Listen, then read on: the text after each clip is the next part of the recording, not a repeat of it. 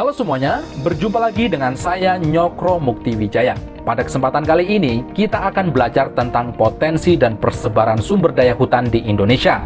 Harapannya setelah menonton video ini, kalian dapat mengidentifikasi dan menganalisis potensi dan persebaran sumber daya hutan di Indonesia.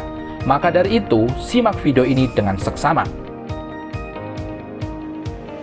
Tahukah kalian jika 63% atau 120,6 juta hektar daratan Indonesia adalah kawasan hutan? Di dalam hutan tersebut tersimpan beragam jenis flora dan fauna. Di dunia fauna kita memiliki 720 jenis mamalia, 723 jenis reptil, 1.605 jenis burung, 385 jenis amfibi, dan masih banyak lagi. Sementara dalam dunia flora, Indonesia memiliki 91.251 jenis tumbuhan berspora, 120 jenis tumbuhan biji terbuka, serta sekitar 40.000 jenis tumbuhan berbunga. Itulah kenapa Indonesia dinobatkan sebagai salah satu negara dengan tingkat keanekaragaman hayati tertinggi di dunia. Ternyata hutan di Indonesia juga beragam sekali jenisnya. Ada hutan hujan tropis, hutan musim, hutan sabana, dan hutan mangrove yang memiliki karakteristik dan persebaran yang berbeda-beda.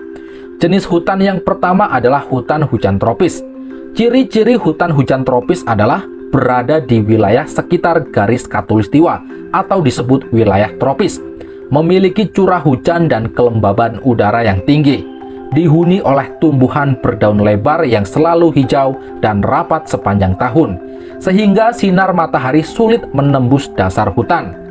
Fakta menarik lain dari hutan hujan tropis adalah hutan hujan tropis merupakan paru-paru dunia yang menyumbang 20 hingga 30% oksigen di muka bumi dari hasil fotosintesis. Bahkan 25% obat-obatan herbal juga diambil dari hutan hujan tropis.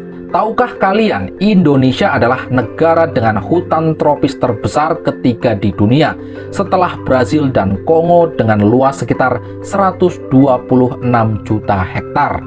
Persebaran hutan hujan tropis di Indonesia ada di Pulau Jawa, Sumatera, Kalimantan, sebagian Sulawesi, Maluku, dan Papua.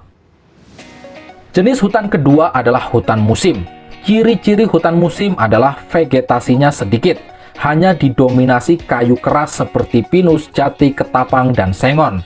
Dan pada saat musim kemarau, daunnya akan berguguran. Tumbuhan yang ada di hutan musim biasanya sering diambil kayunya untuk dimanfaatkan sebagai bahan baku industri mebel, kertas, kapal, furnitur, dan lain sebagainya.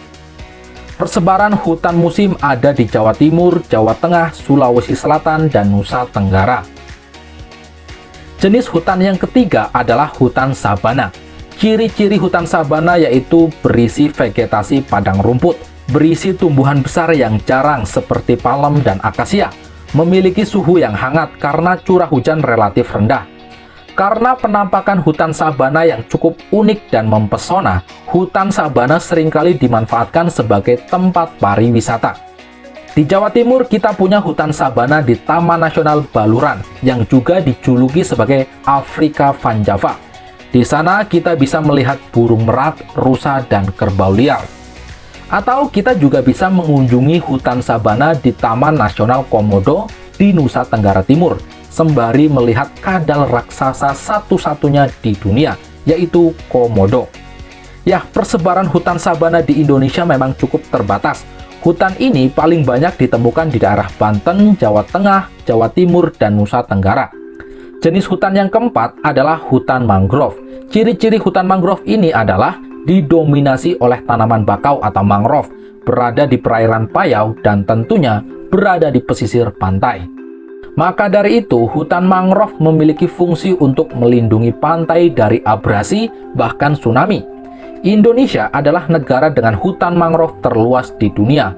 Luas hutan mangrove Indonesia adalah 25% dari luas mangrove di dunia, atau sekitar 3,5 juta hektar.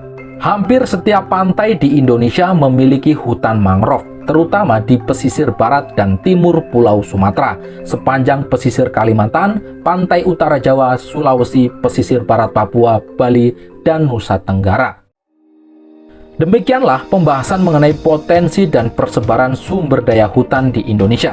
Dari sini kita bisa menyadari betapa kaya negara kita dengan hutan yang kita miliki dan harus kita jaga tentunya. Terima kasih dan salam lestari.